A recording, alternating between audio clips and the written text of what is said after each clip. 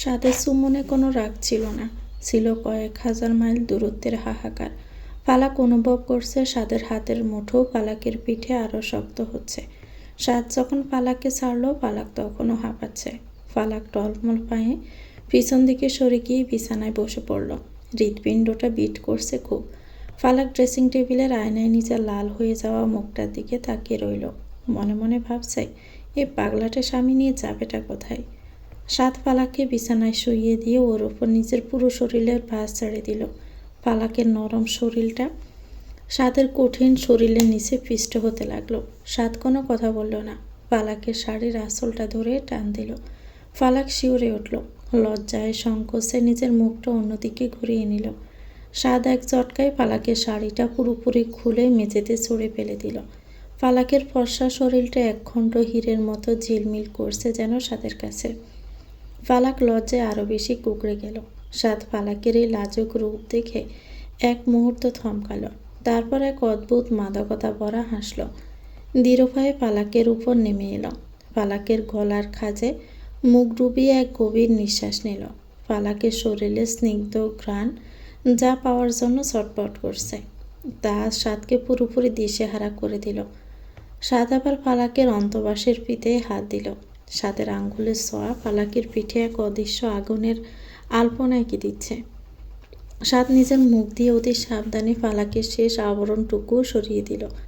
সাদের এই গভীর ভালোবাসার ধরন ফালাককে এক অন্য জগতে নিয়ে যাচ্ছে। ফালাক আর নিজেকে ধরে রাখতে পারল না। এতদিনে জমে থাকা অনুভূতি সব মিলেমিশে একাকার হয়ে গেল। সাদের এলোমেলো চুলগুলো শক্ত করে খামছে ধরে, নখগুলো সাদের মাথার চামড়ায় গেঁথে যাচ্ছে। সেদিকে কোনো খেয়াল নেই সাদের। সাদ যেন আজ এক ক্ষুধার্ত বাঘ, যে তার শিকারকে সর্বস্ব দিয়ে গ্রাস করতে চায়। ফালাকের ঠোঁট, গলা, কাঁধ প্রতিটি ইঞ্চিতে নিজের কামড়ের দাগ আর চুম্বনের মোহর এঁকে দিল। ফালাক যন্ত্রণায় আরও এক ধরনের তীব্র সুখে অস্পষ্ট আর্তনাদ করে উঠল। সাদের এই উগ্র ভালোবাসার সামলানো ওর এই অল্প বয়সের শরীরের পক্ষে বড্ড কঠিন হয়ে পড়েছে। সাদ ফালাকের অস্তিত্বে পুরোপুরি মিশে গেল। সাদের প্রতিটি স্পর্শে ফালাক অনুভব করল ফালাক যেন এক অশান্ত সমুদ্রের ঢেউয়ের সাথে লড়াই করছে, যেখানে ডুবে যাওয়ার ভয় আছে কিন্তু ফিরে আসার কোনো পথ নেই। নিস্তব্ধ ঘরের ভিতর সাদের সেই গভীর ভালোবাসা আর ফালাকের কোমল আত্মসমর্পণ মিলেমিশে এক নতুন গল্পের সূচনা করল। ফালাক আজ নিজের হাতে কফি বানাচ্ছে, বরফি বানাচ্ছে।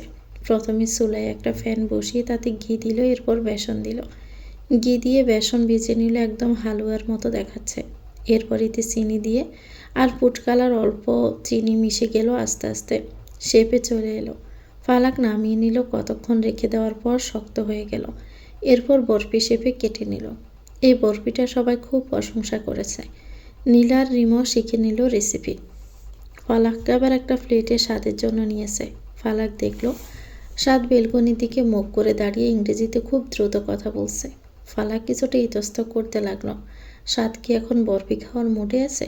যদি আবার রেগে গিয়ে বলে, দেখছো না আমি কাজে ব্যস্ত আছি, এসব কেন এনেছ? ঠিক তখনই নিচ থেকে নীলা ডাকলো, ভাবি, ও ভাবি। ফালাক আর দেরি করলো না। টি টেবিলের উপর সাবধানে বরফির প্লেটটা রেখে দ্রুত পায়ে নিচে নেমে গেল। সাদ ফোন রাখা মাত্রই ওর নজরে গেলেও টেবিলের উপর সুন্দর করে সাজানো চারকোনা বরফির টুকরোগুলো থেকে একটা সুঘ্রাণ আসছে। সাদ বুঝতে পারলো এটা কার কাজ। ও ফোনটা বিছানায় ছুঁড়ে দিয়ে টেবিলের কাছে এগিয়ে গেল। সাদ এমনিতেই খুব একটা মিষ্টি পছন্দ করে না। ফালাকের হাতে ছোঁয়া আছে জানলে রুচি বদলে যায়। এক টুকরো মুখে দিল। সাদ একটা একটা করে সবকটি বরফি মুখে পড়তে লাগলো। লন্ডনের 5 স্টার হোটেলের কোনো ডেজার্টও আজ ওর কাছে এই সাধারণ বরফির কাছে হার মেনে গেল। এদিকে ফালাক নিচ থেকে কাজ সেরে আবার উপরে আসছিল। রুমের দরজার পর্দাটা একটু সরানো ছিল। ভিতরে ঢুকতে গিয়ে থমকে দাঁড়ালো।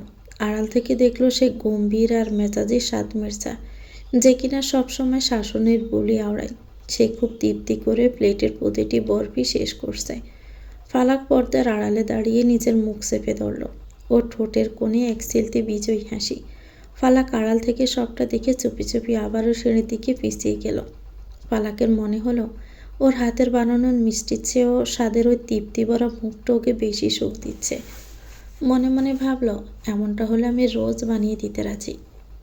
পরদিন সকালে মির্জা ড্রয়িং রুমে স্বাদের বাবা, মা, ফারদিন, ঈশান, নীলা সহ সবাই উপস্থিত। স্বাদ গম্ভীর মুখে বসে আছে। তোমরা তো জানোই লন্ডনের বিজনেসটা এখন কতটা বড় হয়ে গেছে। আমি চাইছি পালাককে আবার আমার সাথে করে নিয়ে যেতে। ওর পাসপোর্ট আর ভিসার কাজ আমি অলরেডি শুরু করে দিয়েছি। স্বাদের এই সিদ্ধান্তে বাড়ির সবাই এক মুহূর্তের জন্য চুপ হয়ে গেল। তারা খুশি যে স্বাদ অবশেষে পালাককে নিজের স্ত্রী হিসেবে পূর্ণ মর্যাদা দিয়েছে, তার সাথে সংসার করতে চাইছে। কিন্তু পরক্ষণে এক বিষণ্ণতা গ্রাস করলো সবাইকে। এই কদিনেই পালাক তার নম্রতা আর মায়াবী স্বভাব দিয়ে বাড়ির সবার প্রিয় হয়ে উঠেছে। পালাক ছাড়া বাড়িটা যেন আবারও প্রাণহীন হয়ে পড়বে। তুমি পালাককে মেনে নিয়েছ, সংসার করবে, এটা শুনে খুশি হয়েছি। কিন্তু পালাক চলে গেলে এই বড় বাড়িটা যে একদম ফাঁকা হয়ে যাবে। আমার তো মেয়েটার মুখ না দেখলে দিনই কাটে না। ফারদিন আর ঈশানও মুখ কালো করে ফেলল। নীলা তো পালাকের হাত ধরে কেঁদেই ফেলল। স্বাদের বাবা এতক্ষণ গম্ভীর হয়ে শুনছিলেন। তিনি শান্ত গলায় বললেন, স্বাদ, তোমার সিদ্ধান্ত ঠিক আছে। পালাক তোমার স্ত্রী, ওর জায়গা তোমার পাশেই। তবে একটা কথা, আজ থেকে পবিত্র রমজান মাস শুরু হচ্ছে। আমি চাই একেবারে ঈদটা সেরে তারপর তোমরা লন্ডনে যাও। সবাই স্বাদের বাবার কথায় সায় দিল।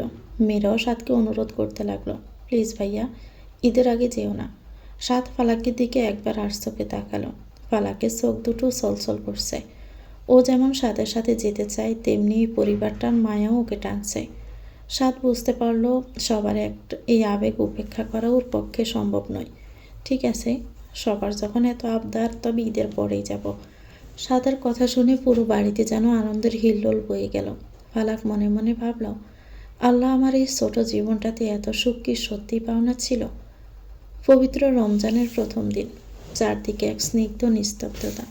পালাক আলতো করে স্বাদের বাহুবন্ধন থেকে নিজেকে মুক্ত করে নিল। স্বাদের ঘুমের ব্যাঘাত না ঘটিয়ে দৃঢ়পায়ে অজু করে জায়নামাজে দাঁড়ালো। তাহাজ্জুদের নামাজে পালাক আজ দীর্ঘক্ষণ সিজদায় পড়ে রইল। চোখের কোণ দিয়ে গড়িয়ে পড়া নোনা জল জায়নামাজ ভিজিয়ে দিচ্ছে। শুকরিয়া জানালো আল্লাহর কাছে, যিনি ওর মতো এক অনাথ মেয়েকে আরহাম স্বাদ মির্জার মতো একজন মানুষের হৃদয়ে ঠাঁই দিয়েছেন। পালাক নিজের ঘর থেকে বেরিয়ে নিচে নামলো। ভেবেছিল হয়তো ওই প্রথম উঠেছে, কিন্তু রান্নাঘরের কাছাকাছি আসতে দেখলো সেখানে এলাহি কাণ্ড। রান্নাঘরে স্বাদের মা, ছোট চাচি, মেজো চাচি, নীলার রিমাও আছে। সবাই মিলে সেহরির তদারকি করছেন। পালাককে দেখে স্বাদের মা মৃদু হাসলেন। পালাক তড়িঘড়ি করে খাবারগুলো গরম করার কাজে লেগে পড়ল। মেজো চাচি বলছে, বড় বৌমা আসাতে আমাদের কাজ অর্ধেক হয়ে গেল। দেখছো আপা, পালাক কেমন লক্ষ্মী বিয়ের মতো সব গুছিয়ে নিচ্ছে। পালাক হাসি মুখে তরকারিগুলো চুলায় বসালো। গরম ভাতের সুগন্ধ আর মাংসের ঘ্রাণে চারপাশ মোমো করছে। পালাক নিজের হাতে সবার জন্য সালাদ কাটলো আর লেবুর শরবত রেডি করলো। পালাক নিজের হাতের কাজ শেষ করে উপরের ঘরের দিকে পা বাড়ালো। মসজিদের মাইকে তখন বারবার ঘোষণা শোনা যাচ্ছে, সেহরির সময় হয়েছে। সম্মানিত এলাকাবাসী, আপনারা যার যার ঘরে সেহরি খেয়ে নিন। সবাই তাড়াতাড়ি উঠে পড়ুন। পালাক রুমে ঢুকে দেখলো স্বাদ তখনও অগরে ঘুমাচ্ছে। পালাক দৃঢ়পায়ে বিছানার পাশে গিয়ে বসল। পালাক স্বাদের কাঁধে হাত দিয়ে আলতো করে নাড়া দিল। এই যে শুনছেন, উঠে পড়ুন, সেহরির সময় হয়ে গেছে কিন্তু, মসজিদে ডাকছে। স্বাদ একবার চোখের পাতা খুলল। তাড়াতাড়ি উঠুন, হাত মুখ ধুয়ে নিচে চলুন। স্বাদ আবার একটা দীর্ঘশ্বাস ফেলে উঠে বসল। ও চুলগুলো এলোমেলো হয়ে কপালে এসে পড়েছে। পালাকের দিকে এক মুহূর্ত তীক্ষ্ণ দৃষ্টিতে তাকিয়ে রইল। সেহরির টেবিলে স্বাদ গম্ভীর মুখে খাবার খেলেও ওর নজর বারবার পালাকের দিকে যাচ্ছিল। পালাক ব্যস্ত ছিল সবাইকে পরিবেশন করতে। সেহরি শেষ করে স্বাদ আর এক মুহূর্ত দেরি করল না। সবার আগে দৃঢ়পায়ে সিঁড়ি দিয়ে নিজের রুমের দিকে চলে গেল। সেহরি শেষ হওয়ার পর ফজরের আজান ভেসে এলো। স্বাদ নামাজ পড়ে কিছুক্ষণ পালাকের জন্য অপেক্ষা করে ঘুমিয়ে পড়ল। এখন বিকেল। রান্নাঘরে এখন উৎসবের আমেজ। স্বাদের মা বেগুনি বাচ্ছেন, আর ছোট চাচি পেঁয়াজু, পালাক, আলু সবগুলো সুন্দর করে শেপ দিয়ে বেডক্রামে গড়াচ্ছে। নীলার রিমা ফল কাটতে ব্যস্ত। নিচে ডাইনিং টেবিলে এলাহি কাণ্ড। মাঝখানে বড় একটা পাত্রে শরবত, চারপাশে ছোলা, মুড়ি, বেগুনি, চপ, জিলাপি, হরেক রকমের ফল। আজানের ঠিক আগে পুরো মির্জা পরিবার টেবিল ঘিরে বসল। সাদের বাবা মোনাজাত ধরলেন। ফালাক আর চোখে দেখল সাদ গম্ভীর মুখে মোনাজাত করছে। মুয়াজ্জিনের আল্লাহু আকবর ধ্বনি শোনার সাথে সাথে সবাই খেজুর মুখে দিয়ে রোজা ভাঙল। ইফতারের পর পুরো ড্রয়িং রুমটা যেন হাসি খুশিতে ভরে উঠল। ফারদিন আর রিমা জিলাপি নিয়ে কাড়াকাড়ি করছে। সাদ সোফায় বসে তৃপ্তির সাথে চা খাচ্ছে। সাদ ধমক দিল, এত বড় হয়েছে তাও বাচ্চামি যায় না। মির্জাবাড়ির এই রমজানের প্রথম ইফতারিটা ফালাকের জীবনে এক পরম পাওনা হয়ে রইল। অনাথ মেয়েটা আজ এক বিশাল পরিবারের মধ্যমণি। তারাবির নামাজ শেষ হয়ে গেছে। মির্জাবাড়ির সবাই ধীরে ধীরে নিজেদের রুমে চলে গেছে। পুরো বাড়িটা এখন শান্ত। ফালাক দৃঢ় পায়ে ছাদে এসে দাঁড়ালো।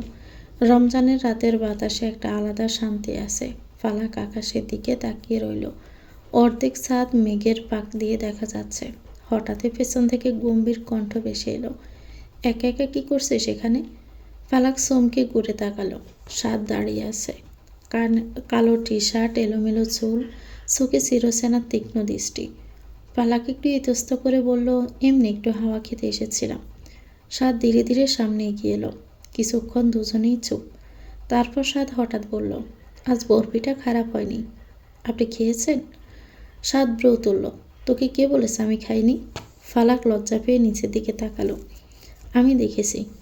সাদ থেমে গেল। কোথা থেকে? ফালাক একটু মুচকি হাসল। পর্দার আড়াল থেকে। এক মুহূর্তের জন্য সাদের চোখে অদ্ভুত একটা ঝিলিক দেখা গেল।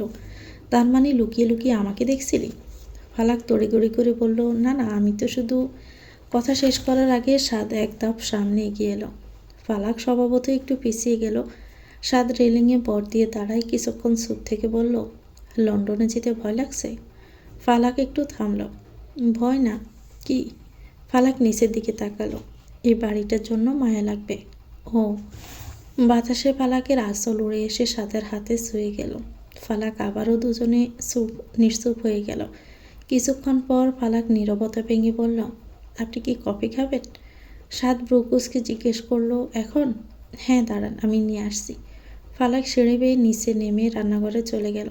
কিছুক্ষণ পর হাতে কফি তৈরি করে ধীরে ধীরে সাদকে দিতে নিয়ে এলো। সাদ দোলনায় বসে আছে, সিগারেট খাচ্ছে। ফালাক কফির কাপটা এনে দিল। সাদের এক হাতে সিগারেট আর এক হাতে কফির কাপ ধরে বসলো। ফালাক গিয়ে সামনে রেলিং ধরে দাঁড়ালো। মিষ্টি মিষ্টি বাতাসে বেশ ভালোই লাগছে। হালকা বাতাসের ঝাপটায় ফালাকের অবাধ্য চুলগুলো বারবার চোখে মুখে এসে আছড়ে পড়ছে। ফালাক এক হাত দিয়ে চুলগুলো কানের পিছনে গুজে দেওয়ার চেষ্টা করছে, কিন্তু পরক্ষণে এক ঝলক হাওয়া এসে আবারও সব এলোমেলো করে দিচ্ছে। সাদ দোলনায় আতশোয়া হয়ে বসে আছে। এক হাতে ধোয়া ওঠা কফির কাপ, অন্য হাতে জ্বলন্ত সিগারেট।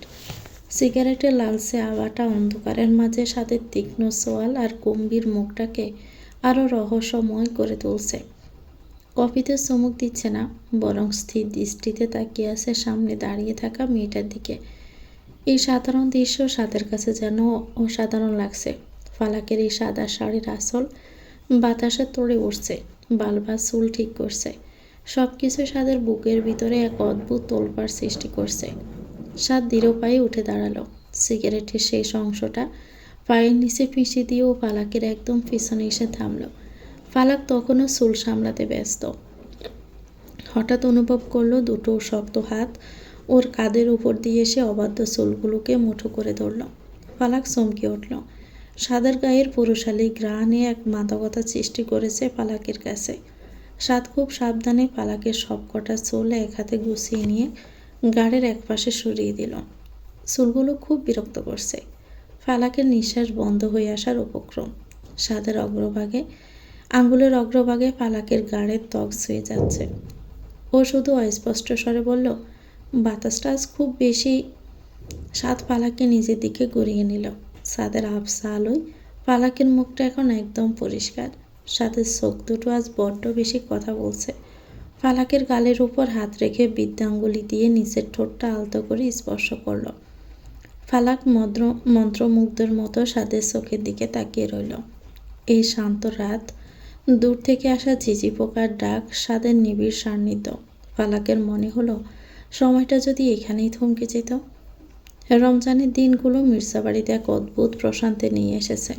গত কয়েকদিনে সাদ আর ফালাকের সম্পর্কের কিছুটা উন্নতি হয়েছে। এক ধরনের অঘোষিত নির্ভরতা তৈরি হয়েছে। বিকেলবেলা ইফতারের আগে সাদ মাঝে মধ্যে রান্নাঘরের দরজায় এসে দাঁড়ায়। ফালাক যখন ব্যস্ত হয়ে কাজ করে, সাদ তখন দূর থেকে এক দৃষ্টিতে তাকিয়ে থাকে। ফালাক মাঝে মধ্যে চোখাচোখি হলে লজ্জা পায়। বাড়ির ছোটরা সবাই লক্ষ্য করে, নিজেদের মধ্যে হাসাহাসি করে। দুপুরে বাড়ির সদর দরজায় একটা গাড়ির হর্ন শোনা গেল। সাদের ছোট খালা ভিতরে ঢুকলেন, কিন্তু তিনি একা নন, তার সাথে এক আধুনিকা নারী। পরনে গাঢ় রঙের শিফন শাড়ি, চোখে রোদ চশমা, ঠোঁটে এক উদ্যত হাসির রেখা। সাদের খালা আসাতে বাড়ির বড়রা সবাই ড্রয়িং রুমে এসে জড়ো হলেন। ফালাক ট্রেতে করে শরবত নিয়ে আসাতেই ড্রয়িং রুমের আবহাওয়াটা কেমন যেন থমথমে হয়ে গেল। সাদের মা মুখটা নিচু করে আছেন, আর সাদের ছোট চাচির চোখে মুখে স্পষ্ট বিরক্তি। পাশ থেকে রিমা ফালাকের বলে উঠল, সর্বনাশ, উর্মিলা ভাবি এখানে কেন? উর্মিলা নামটা কানে যেতেই ফালাকের হাতের ট্রেটা কেঁপে উঠল। নামটা ওর খুব চেনা, সাদের জীবনের সেই অতীত। সাদের প্রথম স্ত্রী উর্মিলা। উর্মিলা সোফায় আয়েশ করে বসে চোখ দুটো ফালাকের উপর দিয়ে একবার বুলিয়ে নিল, যেন কোনো তুচ্ছ আসবাবপত্র দেখছে। খালামণি, এই কি তবে সাদের নতুন বউ? সাদের চয়েস তো দেখছি বেশ বদলে গেছে, একদম সাধারণ গেও। সাদের মা শক্ত গলায় বললেন, উর্মিলা, তুই এই বাড়িতে কেন? আমার ছোট বোন তোর মা সাথে নিয়ে এসেছে বলে কিছু বলছি না, তবে ফালাকের ব্যাপারে কোনো মন্তব্য করার অধিকার তোর নেই। উর্মিলা এক বাঁকা হাসি দিয়ে ফালাকের দিকে এগিয়ে গেল। ফালাক তখনও পাথর হয়ে দাঁড়িয়ে। সাদের প্রথম স্ত্রীর রূপ আর ব্যক্তিত্বের মাঝে এক ধরনের বিষাক্ত আভিজাত্য রয়েছে, যা ফালাককে ভিতরে ভিতরে কুঁকড়ে দিচ্ছে। আরে খালামণি, এত রাগ করছো কেন? ফালাকের গলা শুকিয়ে কাঠ হয়ে গেছে। সাদের পাশে উর্মিলাকেই বোধহয় বেশি মানাতো। ফালাক নিজেকে খুব ছোট আর অসহায় মনে করতে লাগলো। উর্মিলার উপস্থিতিতে ড্রয়িং রুমের বাতাস যেন বিষিয়ে উঠেছে। ঠোঁটে লেগে থাকা তাচ্ছিল্যের হাসি ফালাকের কলিজায় তীরের মতো বিচ্ছে। উর্মিলা দৃঢ় পায়ে ফালাকের চারপাশে একবার ঘুরে এলো। ফালাকের থুতনিটা আঙুল দিয়ে উঁচিয়ে ধরল। কিরে মেয়ে, কথা বলছো না কেন? তা সাদার মা চিৎকার করে উঠলেন, উর্মিলা, মুখ সামলে কথা বল। তুই এ বাড়ির কেউ নোস। ফালাক আমার বাড়ির সম্মান, আমার সাদের স্ত্রী। উর্মিলা এবার হু হু করে হেসে উঠল। সাদকে তো আমি চিনি, ও কোনোদিন একে ভালোবাসতে পারে না, আর ও শুধু আমাকে ভালোবেসেছিল, ও এখনও আমাকেই ভালোবাসে। প্রথম ভালোবাসা কি ভোলা যায়? খালামণি, আমি সাদের কাছে ফিরতে চাই। আমি জানি সাদ আমাকে পেরাবে না। উর্মিলার প্রতিটি কথা ফালাকের কানে বিষের মতো ঢুকছে। মনে মনে ভাবল, ফালাক এই জীবনে কি আর সুখ পাবে না? উর্মিলার বিষাক্ত কথাগুলো তীরের মতো ফালাকের কলিজায় গেঁথে গিয়েছে। ড্রয়িং রুমের গুমোট পরিবেশ থেকে কোনো মতে নিজেকে ছাড়িয়ে ফালাক উপরে নিজের রুমে কোনো মতো এলো। ওর মাথাটা বন বন করে ঘুরছে, চারপাশের দেওয়ালগুলো যেন ওকে গিলে খেতে আসছে। বিছানার এক কোণে বসে ফালাক নিজের দু হাতে মাথা চেপে ধরল। উর্মিলা বলেছিল, প্রথম ভালোবাসা ভোলা যায় না।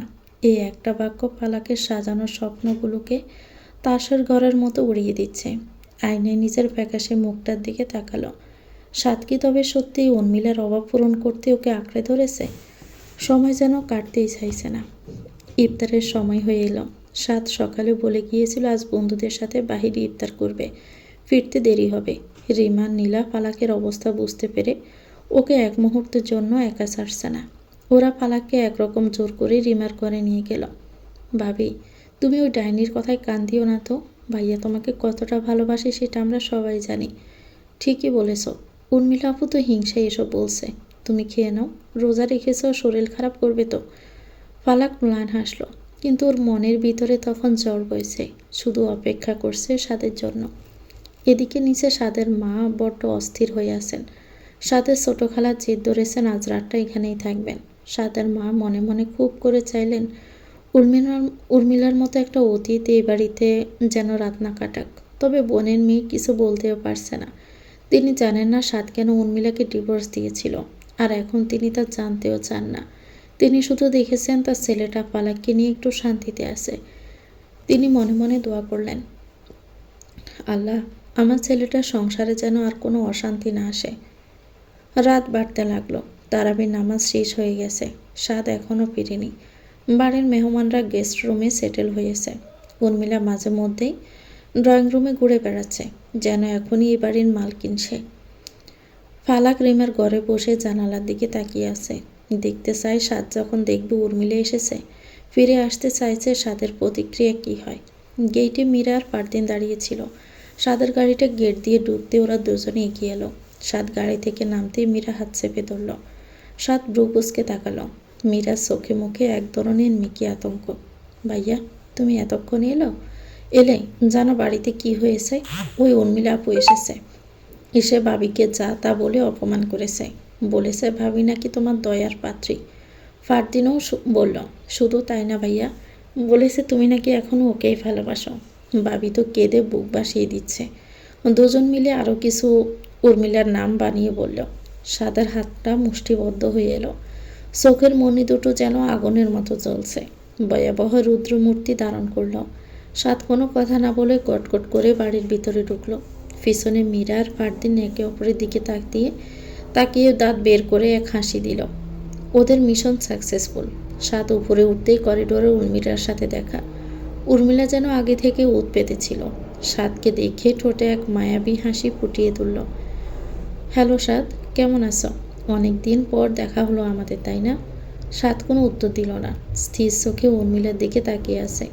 সেই চাহনিতে কোনো মায়া নেই, বিরহ নেই, আছে শুধু এক শীতল ধরনের ঘৃণা। সাদ, আমি জানি আমি ভুল করেছিলাম। আমার তোমার সাথে খুব জরুরি কথা আছে। এখানে না প্লিজ, আমার কথাটা একবার অন্তত শোনো। এই বলে সাদের ঘরের দিকে যাই। সাদও পিছন পিছন যায়। ভিতরে গিয়ে উর্মিলা দ্রুত হাতে দরজাটা ভিতর থেকে আটকে দিল। এদিকে ফালাক রিমার ঘর থেকে বের হয়েছিল। করিডোরে পা রাখতে ওর পায়ের তলার মাটি সরে গেল। দেখলো সাদ আর উর্মিলা একসাথে সাদের রুমে ঢুকলো। দরজাটা বন্ধ হয়ে গেল। ফালাকের হাতে থাকা পানির গ্লাসটা কাঁপতে কাঁপতে মেঝেতে পড়ে জন করে ভেঙে গেছে। কিন্তু সেই শব্দের চেয়ে বড় শব্দ হলো ফালাকের বুকের ভিতরে। কলিজাটা যেন কেউ ছিঁড়ে নিয়ে যাচ্ছে। বদ্ধ দরজার দিকে তাকিয়ে ফালাকের দু চোখ বেয়ে বাঁধভাঙা অশ্রু নামল। ফালাকের বুকের ভেতরটা যেন মুহূর্তে খা খা করে উঠল। একটা তীব্র হাহাকার ওর কণ্ঠনালী পর্যন্ত দলা পাকিয়ে এলো। নিজের স্বামীর সাথে তার প্রাক্তন স্ত্রী বদ্ধ করে আছে। দেওয়ালে বর দিয়ে কোনো মতে নিজেকে সামলালো। এক ফোঁটা দু ফোঁটা করে নোনা জল গড়িয়ে পড়ল ওর গাল বেয়ে।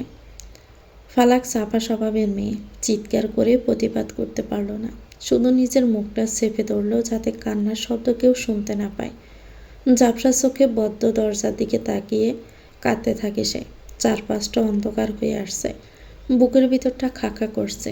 ফালাক অপলক দৃষ্টিতে বদ্ধ দরজার দিকে তাকিয়ে রইল, যেন মনে মনে আশা করছে সাদ এখনই দরজাটা খুলে বেরিয়ে এসে বলবে, ফালাক তুই যা ভাবছিস তা সত্যি নয়। কিন্তু দরজাটা খুলল না। ফালাক আর সেখানে দাঁড়িয়ে থাকতে পারল না। নিজের অসহায়ত্ব নিঃশব্দে কাঁদতে কাঁদতে মীরার রুমের দিকে পিছিয়ে গেল। ওর মনে হচ্ছে এই বাড়ির প্রতিটি ইট ওকে উপহাস করছে।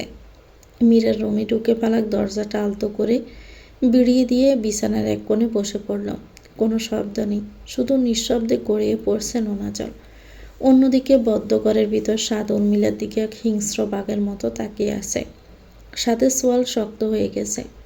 সাদ, আমি ফিরে আসতে চাই। আমি জানি তুমি ওই মেয়েটাকে নিয়ে সুখী নও। তুমি কেবল আমাকে রাগানোর জন্য ওকে বিয়ে করেছ। চলো না, আমরা আবারও নতুন করে শুরু করি। সাদ আবার একটা তাচ্ছিল্যের হাসি হাসল। সাদ উর্মিলার দিকে এক পা এগোল। উর্মিলা মনে মনে বিজয়ের হাসি হাসল। ভাবল সাদ হয়তো ওকে কাছে টেনে নেবে। নিজের চোখ দুটো বন্ধ করে সাদের স্পর্শের অপেক্ষা করতে লাগলো। কিন্তু পরক্ষণে ঘরে নিস্তব্ধতা ভেঙে এক প্রচণ্ড শব্দ হলো, ঠাস করে। সাদের হাতের একটি সজোরে চড় উর্মিলার বাঁ গালে গিয়ে পড়ল। উর্মিলার মাথাটা ঘুরে গেল। টাল সামলাতে না পেরে বিছানার উপর আছড়ে পড়ল। কিছু বুঝে ওঠার আগেই সাদ ওকে টেনে তুলল এবং একের পর এক আরও 5টি চড় মারল। উর্মিলার ঠোঁটের কোণ ফেটে রক্ত বেরিয়ে এলো। সাদ উর্মিলার চুলের মুঠি শক্ত করে ধরল। ওর কণ্ঠস্বর এখন কোনো মানুষের নয়, যেন কোনো আহত সিংহের গর্জন। তোর মতো দুশ্চরিত্রাকে আমি বিশ্বাস করব? উর্মিলা ব্যথায় কুঁকড়ে গিয়ে ঘুমাতে লাগলো। সাদ ওকে এক ঝটকায় দেওয়ালের সাথে চেপে ধরল। তোর সাথে আমার বিয়ে হয়েছিল বাড়িতে থেকে জোর করে। আমার জীবনে প্রথম কোনো নারী। আমি ব্যবসা বুঝতাম, টাকা বুঝতাম, মিলে আবেগ কোনোদিন বুঝিনি। ভেবেছিলাম বড়দের পছন্দে বিয়ে করেছি, সব মেনে নিয়ে তোকে নিয়ে সংসার করব। কিন্তু তুই তুই তো বিয়ের আগে থেকে অন্য পুরুষের সাথে বিছানা ভাগাভাগি করেছিস। বিয়ের পরেও সে নোংরামি চালিয়ে গেছিস। সাত ঘৃণা ভরা উর্মিলার দিকে তাকালো। আমি মাস্তান, আমি রাগী, এসব বলে কথা শোনাতি। আমার সাথে কেউ সংসার করতে পারবে না। আমার আড়ালে তুই যা করেছিস তার প্রতিটি প্রমাণ আমার কাছে আছে। আজ কোন সাহসে তুই আমার পবিত্র ঘরে ঢুকেছিস? কোন সাহসে তুই আমার পালাকের নাম নিয়েছিস? উর্মিলা থর থর করে কাঁপছে। কোনোদিন সাদের এই বীভৎস রূপ দেখেনি। আমার পালাক তোর মতো নোংরা নয়, ও ফুলের মতো পবিত্র। তুই তো ওর পায়ের নখের যোগ্য নস। নতুন করে শুরু? তুই কি সত্যি মনে করিস একটা হীরের বদলে আমি একটা নুড়ি পাথরকে বেছে নেব? তুই যে সাহস নিয়ে আমার বাড়িতে ঢুকে আমার পালাককে অপমান করেছিস, তার মাসুল তোকে দিতে হবে। উর্মিলার গালে হাতের আঙ্গুলের দাগগুলি স্পষ্ট হয়ে ফুলে উঠেছে। ঠোঁটের কোণ দিয়ে গড়িয়ে পড়ছে রক্ত। কিন্তু উর্মিলার নির্লজ্জতা যেন শেষ হওয়ার নয়। আমার কথাটা একবার শোনো। সাদ আবারও ঠাস করে চড় মারে। সাদ, তুমি কি বুঝতে পারছো না? ওই গে মেয়েটা তোমাকে বশ করেছে। উর্মিলার মুখে পালাকে নামে বশ করার অপবাদ শুনে সাদের হিতাহিত জ্ঞান লোপ পেয়ে গেল। গর্জে উঠে আবার উর্মিলার গালে আরও একটা প্রচণ্ড চড় কষালো। আবারও তুই ওর নাম নিবি? তোর ওই নোংরা মুখে বশ করেছে? হ্যাঁ, ও আমাকে ওর পবিত্রতা দিয়ে বশ করেছে। ওর মায়া দিয়ে আমাকে মানুষ বানিয়েছে, যেটা তুই কোনো দিনও পারিসনি। উর্মিলা সিটকে গিয়ে দেওয়ালের সাথে ধাক্কা খেলো। ব্যথায় চিৎকার করে উঠল। কিন্তু ওর ভিতরে থাকা বিষাক্ত ইগো ওকে থামতে দিচ্ছিল না। আবারও ফুঁসিয়ে উঠে বলল, তুমি অন্ধ হয়ে গেছো সাদ। ওই মেয়েটা তোমাকে স্রেফ তোমার টাকার কাঙাল। আমার মতো আবিচার তোর সাদ জন্মেও হবে না। ও তোমাকে। কথা শেষ করার আগেই সাদ উর্মিলার চুল টেনে মাথাটা ঝিমঝিম করে উঠল। এবার সাদের মেজাজ নিয়ন্ত্রণের বাহিরে। টাকার কাঙাল? তুই বলেছিস এই কথা? যে মেয়েটা লন্ডনের কোটি কোটি টাকার রাজপ্রাসাদ ছেড়ে সামান্য একসালা ঘরে থাকতেও রাজি, সে কীভাবে টাকার কাঙাল হয়? আর তুই তুই ছিলে টাকার নেশায় চুর হয়ে থাকা এক পতিতা, যে বিয়ের পবিত্রতাকেও কলঙ্কিত করেছিলি। আজ থেকে যদি কোনোদিন আমার পালাকে ছায়া মারানোর চেষ্টা করিস, তবে তোকে পৃথিবী থেকে সরিয়ে দিতেও দ্বিধা করব না। সাত রুম থেকে বেরিয়ে উম্মাদের মতো পালাককে খুঁজতে লাগলো। ওর বুকটা পেটে যাচ্ছে এক অজানা আশঙ্কায়। পালাকের জন্য মনটা ব্যাকুল হয়ে আছে। খোঁজ করতে লাগে। করিডোরে নীলার সাথে দেখা হতে সাদ অস্থির হয়ে জিজ্ঞেস করলো, পালাক? নীলা নিচস্বরে বলল, ভাইয়া, ভাবি আজ মীরার সাথে শুয়ে পড়েছে। মনটা খুব খারাপ ছিল, তাই আমি আর ডাকিনি। সাদ মীরার ঘরে দরজার সামনে গিয়ে দাঁড়ালো। হাতটা বাড়িয়েও দরজায় টোকা দিল না। ভাবলো সারাদিন যা দখল গেছে, আর উর্মিলার ওই বিষাক্ত কথাগুলো ফালাকের উপর দিয়ে যে কি জ্বর বইয়ে দিয়েছে, তার জন্য ফালাকের বিশ্রামের প্রয়োজন। সাদ নিজের মাথাটা রাগে ফেটে যাচ্ছে। নিজেকে সামলে নিয়ে নিজের ঘরে ফিরে গেল। মনে মনে ভাবলো, কাল সকালে সব ঠিক করে দেব। ফালাককে বুকে টেনে নিয়ে সব সংশয় দূর করব। সকাল হতেই মির্জা বাড়িতে প্রলয় নেমে এলো যেন। মীরার গগনবিদারী চিৎকারে সবার ঘুম ভাঙল। ও মামা, ভাবিকে কোথাও খুঁজে পাচ্ছি না। আমি ঘুম থেকে উঠে দেখি পাশে নেই। সারা বাড়ি খুঁজলাম, কোথাও নেই। সাত ঘর থেকে বেরিয়ে এলো। পরনের শার্টটা কুচকানো, চোখ দুটো লাল। চিৎকার করে বাড়ির সবাইকে ডাকলো, পালাক কোথায়? আমার পালাককে এখনই আমার সামনে এনে দাও। কারো কাছে কোনো উত্তর নেই। সাদার মাথায় তখন রক্তের জিলিক খেলছে। মনে হলো পালাকের এই হঠাৎ হারিয়ে যাওয়ার পিছনে উর্মিলার কোনো হাত রয়েছে। হিতাহিত জ্ঞান হারিয়ে গেস্ট রুমে ঢুকে উর্মিলার গলা টিপে ধরল। বল, তুই কি করেছিস? তুই আমার পালাককে কোথায় পাঠিয়েছিস? ওর যদি কিছু হয় না, তবে তোকে আমি জ্যান্ত কবর দেব। উর্মিলা শ্বাস নিতে পারছিল না। চোখ নামিয়ে আসার উপক্রম। কোনো মতে আর্তনাদ করে বলল, সাদ, আমি কিছু করিনি। সাদ ওকে এক চটকায় মেঝেতে ফেলে দিয়ে জ্বরের বেগে বেরিয়ে গেল। প্রথমে গেল পালাকের ভাইয়ের বাড়িতে। সেখানে গিয়ে দেখলো সবাই নিশ্চিন্তে ঘুমাচ্ছে। পালাকের কথা জিজ্ঞেস করতে তারা বিরক্তি প্রকাশ করল। সাধারণ মনে পড়ে গেল, এই মানুষগুলোই একদিন অনাথ পালাককে অবহেলা করেছিল, তাকে বোঝা মনে করেছিল। রাগে সাদ ওই বাড়ির ভাঙচুর করতে লাগলো। ভেঙে চুরে শেষ করে বেরিয়ে এলো। আর শাসি এলো যদি ফালাককে না পায় তবে তোদের আমি শেষ করে দিব। এভাবে কেটে গেল বিভীষিকাময় কয়েকটা দিন। ফালাকের কোনো খোঁজ নেই। মির্জা বাড়ির উজ্জ্বল আলোটা যেন নিভে গেছে। নাওয়া খাওয়া ছেড়ে দিয়েছেন। অহংকারী রুক্ষ সাদ মির্জাজ পুরোপুরি বিধ্বস্ত। নিজেকে রুমের ভিতর বন্দি করে ফেলেছে। ঘরের মেঝেতে দামি মদের বোতলগুলো গড়াগড়ি খাচ্ছে। যে স্বাদ কোনোদিন নেশার করেও কাণ্ডজ্ঞান হারাতো না, সে আজ নেশার মাঝে ফালাককে খুঁজে ফিরছে। ওর হাতে জড়ানো ফালাকের হালকা গোলাপি রঙের একটা সুতি শাড়ি। গ্রান নিচ্ছে আর পাগলের মতো বিলাপ করছে। তুমি চোখের আড়াল হও, কাছে কিবা দূরে রও, মনে রেখো আমিও ছিলাম। এই মন তোমাকে দিলাম, এই প্রেম তোমাকে দিলাম। সাদের এই করুণ অবস্থা দেখে বাড়ির কারোরই চোখে জল বাদ মানছে না। মির্জা বাড়ির বাতাস এখন শুধু হাহাকার আর ফালাকের শূন্যতা। ফালাক কি সত্যি সাদের জীবন থেকে হারিয়ে গেল? তো ভিউয়ার্স, গল্পটির নাম হচ্ছে ফালাক, লিখেছেন ইনে আজারিস। গল্পটির পরবর্তী অংশ পেতে চ্যানেলটিকে সাবস্ক্রাইব করে আমাদের সাথে থাকবেন। ভিডিও ভালো লাগলে একটি লাইক দিয়ে দিবেন, কমেন্ট করে জানাবেন কেমন লেগেছে। আল্লাহ হাফেজ, আসসালামু আলাইকুম।